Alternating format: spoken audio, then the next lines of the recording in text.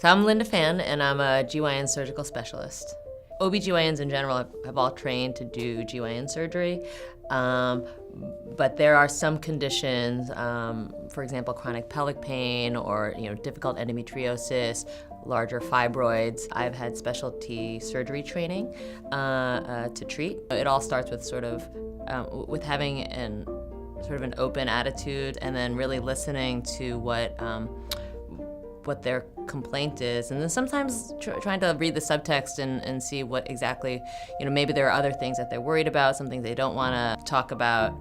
And I screen patients with certain questions, asking them things that probably most doctors will not have asked them, things that are a little more intimate or, perhaps embarrassing. From that dialogue, you sort of identify the problem and then you can help them. And I think that's definitely been one of the most rewarding things.